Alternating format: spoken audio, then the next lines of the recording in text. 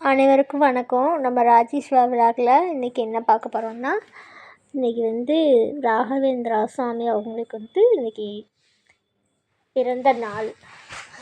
ராகவேந்திரா ஜெயந்தின்னு சொல்லுவாங்க. இன்றைக்கி கோயிலுக்கு தான் போனோம்.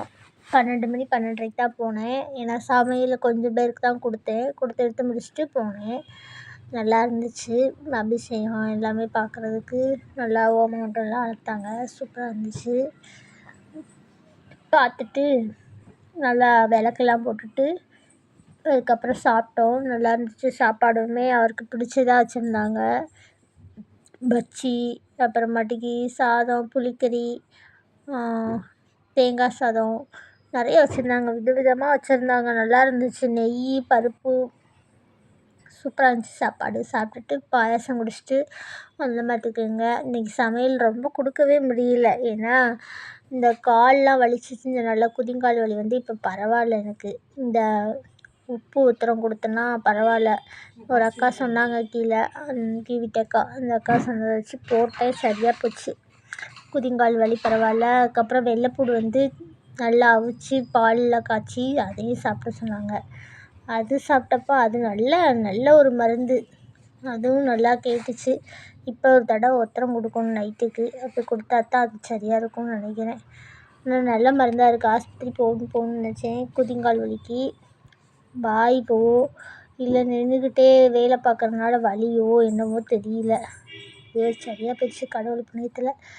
இந்த ராகவேந்திரா சாமி நான் ஆகஸ்ட் மாதத்துலேருந்து கும்பிட்டுக்கிட்டு இருக்கேன். எனக்கு கோயில் எங்கே இருக்குது, அப்புறமாட்டிக்கு எங்கே இந்த ஊரில் இருக்கா என்னன்னு தெரியாது. சாப்பாடு நான் ஒரு தாத்தாவுக்கு பார்த்திங்கன்னா சாப்பாடு கொடுக்கல. அவங்க ராகவேந்திரா சாமி கும்பிட்றவங்க தான். அப்போ அவங்க தான் சொன்னாங்க, நீ பயப்படாமல் போ, மாப்பிள்ளைக்கு எங்கள் வீட்டுக்காரருக்கு ஒன்றும் ஆகாது, ஆஞ்சியும் மட்டும்தான் பண்ணுவாங்க, அட்டாக் 2 அட்டாக்லாம் இருக்காது அப்படின்னு சொல்லி அனுப்பிட்டாங்க. அதே மாதிரி எல்லாம் வந்துச்சு. அப்போயும் நான் காணிக்கை மட்டும் கொடுத்து விட்டேன், 101 ரூபா. அதுக்கப்புறம் கோயிலுக்கு வந்துட்டு போங்கம்மான்னாங்க. அப்படியே போக நேரம் இல்லை. அப்போ தான் சமையல் வேலையே தொடங்கியிருக்கு லீவ் விட்டு அப்படின்ட்டு. அப்புறம் இடையில ஒரு நாளைக்கு கூப்பிட்டாங்க, போனோம். எனக்கு பக்கத்தில் இருக்கிற கோயில் அவ்வளோ கோயில் இருக்குது.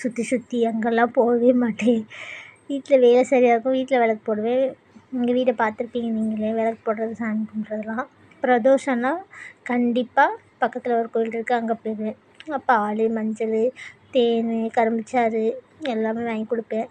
பிரதோஷம் விரதம் இருந்துருவேன். ஆனால் கோயிலுங்களுக்குன்னு அடிக்கடி போக மாட்டேன். இந்த கோயில் எங்கள் ஊரையே தாண்டி கொஞ்சம் அவுட்டரில் இருக்குது. ரொம்ப தள்ளி இருக்குது. அந்த கோயிலுக்கு வர்றதுக்கு எனக்கு கூப்பிட்ருக்காரு ராகவேந்தர். அதுவே எனக்கு ரொம்ப சந்தோஷமாக இருக்குது. இங்கே நம்ம உள்ளூர் கோயிலுக்கு கூட போக முடியல, தள்ளி இருக்கிற கோயிலுக்கு போகிறோமே அப்படின்ட்டு. சரி எல்லாம் சிவமயமே அப்படின்னு நினச்சிட்டு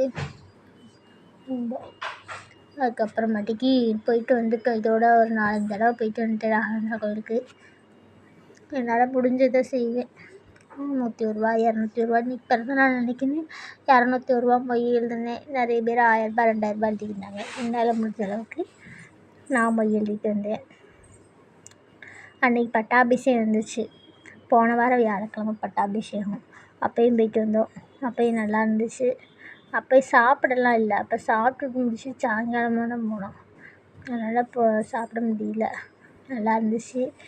அதுக்கப்புறம் இன்றைக்கி நம்ம வீட்டில் என்ன சமையல்னால் சாம்பார், உருளைக்கிழங்கு பொரியல், வெண்டைக்காய் பொரியல் இதுதான். அதுக்கப்புறம் காலையில் வெண்பொங்கல், சாம்பார், சட்னி இதெல்லாம் வச்சேன். அதுக்கப்புறம் பாப்பாவெல்லாம் ஸ்கூலுக்கு அனுப்பிச்சிட்டு தாத்தா பாட்டிக்கெல்லாம் சாப்பாடை கொடுத்துட்டு தான் போனேன். அந்த தாத்தா வந்திருந்தார். அவர் தான் அங்கே ஹெட்டாக இருக்கார். பாட்டி வீட்டில் ரொம்ப தூரம் இருக்கிறனால வரல. அவங்க பாட்டியை கூப்பிட்டு போகல. பாட்டி இன்னொருத்தவங்க யாரும் வரலை, அதனால் விட்டுட்டு போயிட்டாங்க. அதுக்கப்புறம் இதெல்லாம் ரெடி பண்ணிவிட்டு பாத்திரம்லாம் தேய்ச்சி வச்சு போட்டுட்டு தான் போனேன் மத்தியானத்துக்கு. அப்புறம் நாங்கள் போனோம். கரெக்டாக இருந்துச்சு. எல்லாம் சூப்பராக இருந்துச்சு. இந்த தடவை ராகவேந்திரா கோயிலில் சாப்பிட்டது வச்சது எல்லாமே ஓகேங்க. அடுத்த வீடியோவில் பார்ப்போம். பாய்.